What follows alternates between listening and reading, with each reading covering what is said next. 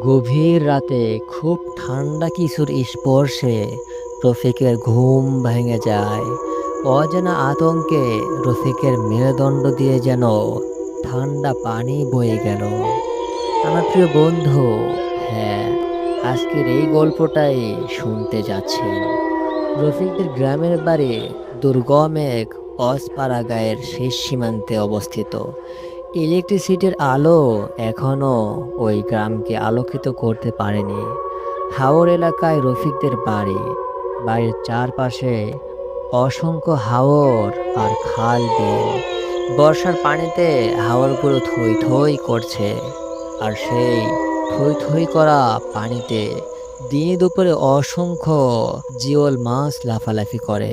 গতকাল রাতে এই বিলের পানিতেই ডুবে মরেছে রফিকের মা আসিয়া বানু।